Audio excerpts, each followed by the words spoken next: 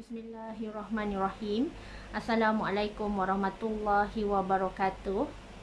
Apa khabar anda semua hari ini? Sebelum terlewat, Solehah ucapkan selamat Hari Malaysia kepada semua rakan serta follower FB Solehah Mat Taha. Didoakan agar semuanya sihat sejahtera, dipermudahkan semua urusan dan sentiasa dilimpahkan rezeki yang melimpah ruah lagi berkat buat anda semua, insya-Allah. Okey, hari ini merupakan sharing ilmu daripada Solehah hari yang ke-293. Okey, walaupun cuti dan walaupun Solehah ada program sebentar lagi, Solehah selit sebentar untuk buat sharing ilmu dengan anda semua, insya-Allah. Okey, tajuk hari ini adalah rahsia kunci rezeki. Kita kalau nak rezeki masuk dengan sangat mudah, nak rezeki masuk melimpah ruah, kita kena tahu apakah rahsia dan amalan yang kita kena lakukan setiap hari. Formula apakah yang kita kena lakukan, doa apakah, amalan apakah yang kita kena lakukan setiap hari supaya rezeki masuk lancar dalam kehidupan kita. Okey, sebagai contoh, Solehah petik daripada buku ni, buku 61 Rahsia Kunci Rezeki, dan tajuknya adalah Rahsia Kunci Rezeki, tajuk live Solehah hari ni.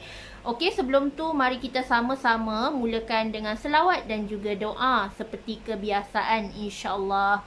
Allahumma salli ala Sayyidina Muhammad wa ala alihi Muhammad. Allahumma salli ala Sayyidina Muhammad wa ala alihi Muhammad. Allahumma salli ala Sayyidina Muhammad wa ala alihi Muhammad. Bismillahirrahmanirrahim. Allahumma aftah alaina hikmataka wa anshur alaina min hazaini rahmatika ya Arhamar Rahimin. Rabbi syrahli sadri wa yassirli amri wahlul uqdatan min lisani yafqahu qawli. Amin ya Allah ya Mujib. Okey, semoga Allah makbulkan doa-doa kita, insya-Allah. Okey, apakah rahsia kunci rezeki? Kalau kita nak rezeki yang berkat, rezeki yang melimpah ruah, rezeki yang banyak daripada Allah Subhanahu Wa Taala, kita kena ada satu kunci untuk kita buka pintu rezeki tersebut. Apakah kuncinya? Okey, yang pertama yang Solehah nak share dengan anda daripada petikan tajuk rahsia buku Rahsia Kunci Rezeki. So Solehah petik formula-formula ni semua ada dalam buku ni, dan sangat-sangat terbukti berkesan bagaimana Solehah dapat sales konsisten 2 tahun lebih, dapat sales sebanyak 5 angka sebulan. So macam mana? Apakah amalan yang kita disarankan untuk buat? Yang pertama adalah kita dalam buku ni ada tajuk syurga yang dikejar, iaitu kalau kita nakkan syurga, kita kena ada satu sikap sabar dan redha dalam kehidupan kita. Sebab janji Allah, barang siapa yang bersabar, barang siapa yang selalu redha terhadap ketentuanku, insya-Allah itulah kunci sebuah syurga. Macam mana kita nak kejar sebuah syurga? Adalah dengan cara meneruskan perjuangan Rasulullah sallallahu alaihi wasallam dengan menjaga agama Allah. Apakah tanda kita jaga agama Allah? Tanda kita jaga agama Allah adalah bila mana kita melakukan dakwah, kita mengajak orang lain ke arah kebaikan, kita mengajak orang pergi masjid sebagai contoh, dan kita tarik kalau kita nampak kawan kita dalam kehanyutan, kita tengok kawan kita hampir-hampir hanyut, hampir-hampir rosak, so kita tarik tangan dia, pimpin tangan dia dan bimbing dia dengan ilmu agama yang betul. So kalau kita nak syurga, seperti dalam tajuk buku Rahsia Kunci Rezeki, syurga yang dikejar. Kalau kita nakkan syurga, berjuanglah dan berjihadlah untuk merebut syurga tersebut dengan menjaga solat kita, menjaga amalan kita, menjaga zikrullah kita, menjaga kalamullah kita, agar rezeki mudah masuk dalam kehidupan kita. Itulah kaitannya. Kita kata kita nak syurga, tapi kita tak bertindak ke arah itu. Kita kata kita nak masuk syurga, kita kata kita nak rahmat kasih sayang Allah, tapi kita langsung pun tak nak berusaha untuk ke arah matlamat yang kita memang nak masuk syurga. Hai Kak Shima. Okey, yang kedua, dalam buku tajuk 61 Rahsia Kunci Rezeki, 61 RKR, Ada juga tajuk yang berkisar tentang doa memiliki kekayaan, iaitu dipetik daripada doa Nabi Sulaiman, di mana pada zaman Ratu Balqis, Nabi Sulaiman ada istananya dan bagaimana dia memimpin semua kerajaannya pada ketika itu di istana yang sangat indah. Dan Nabi Sulaiman selalu mengamalkan doa. Macam mana kita nak memiliki kekayaan adalah dengan mengamalkan doa Nabi Sulaiman. Ada petikannya doa tersebut.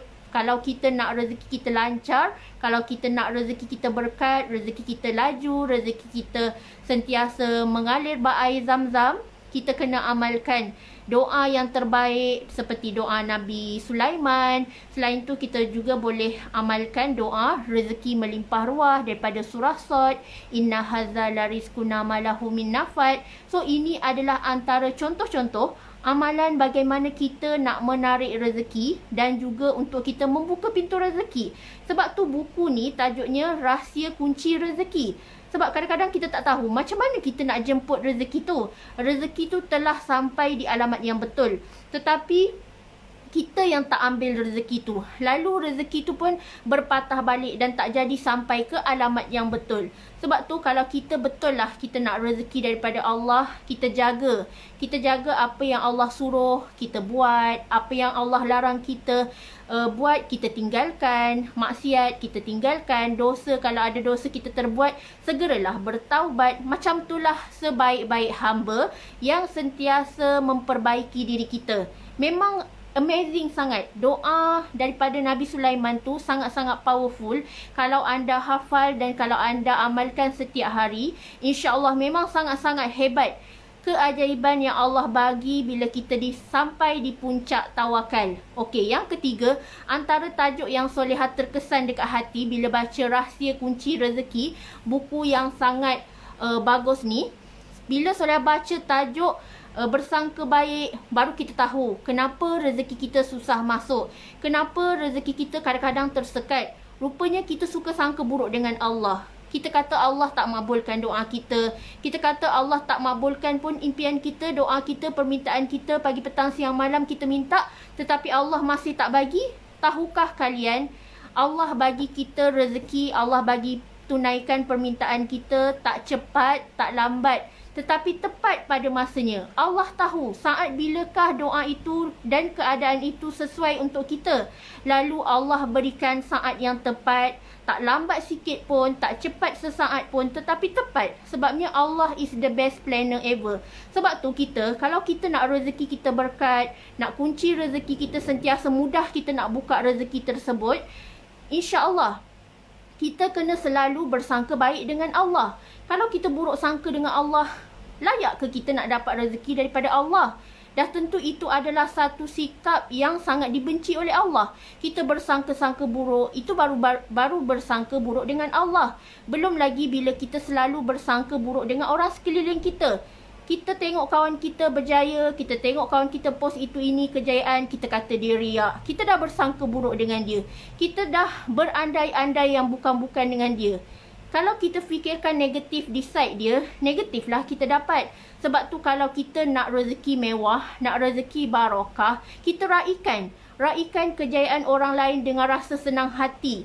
Dia dapat rezeki sekian-sekian sebab Allah yang beri.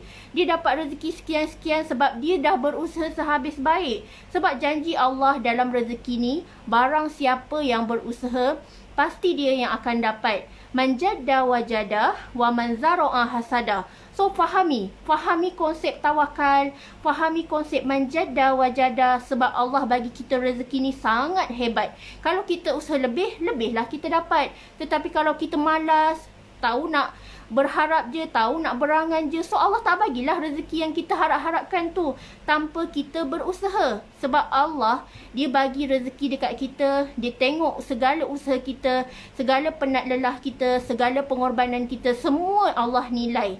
So, teruskan bersangka baik dengan Allah Subhanahu Wa Taala. Barulah rahsia kunci rezeki tu akan terlerai, di mana kita nak cari rezeki yang berkat tu sangat mudah. Bila kita dah jumpa kunci, kita terus buka pintu rezeki tu, and then rezeki pun masuk mencurah-curah dalam kehidupan kita.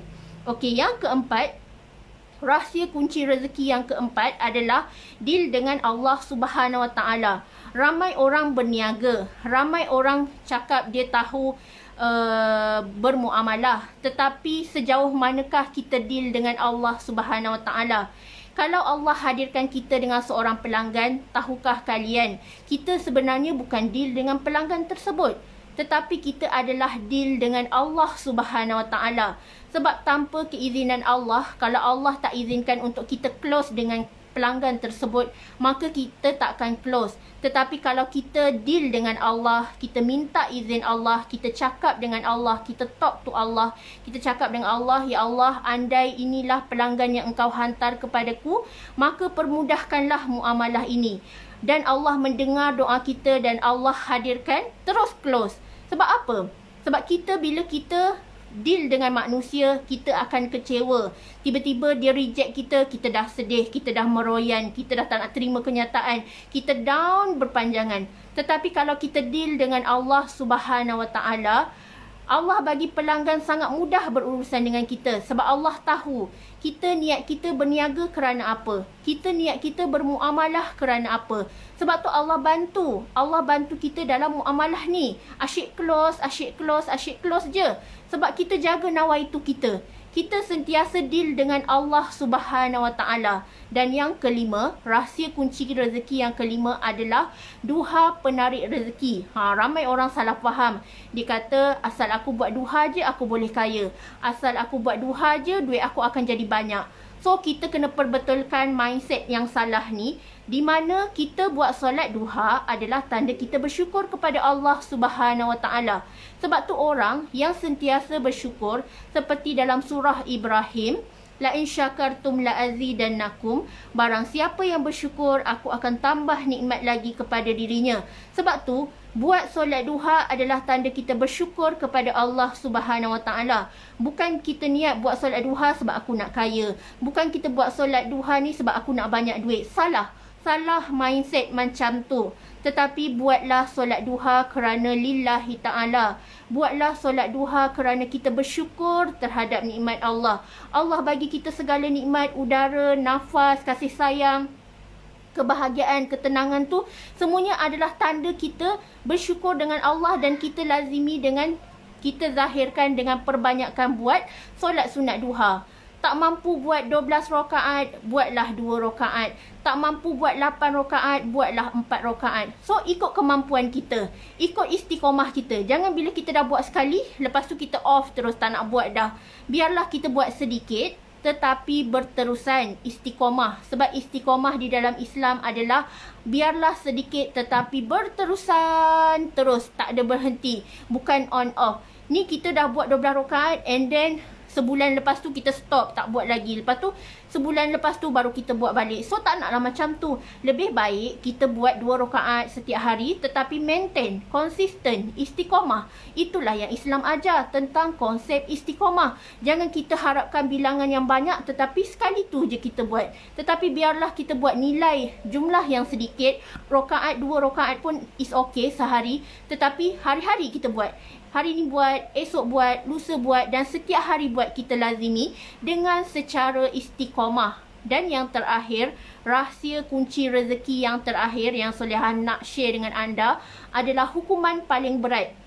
Best sangat tajuk ni. Di mana dalam buku rahsia kunci rezeki ni ada tajuk hukuman paling berat. Apa benda hukuman Allah kepada kita? Lepas Soleha baca, barulah kita tahu. Hukuman yang paling berat untuk manusia adalah bila mana Allah tak kejut dia untuk bangun tahajud. Betapa Allah tak nak pandang kita sebab kita banyak dosa. Dan tanda Allah tak nak kejut kita adalah bila mana kita dah bangun, kita tidur balik. Kita dah bangun and then kita malas, tak nak buat solat tahajud.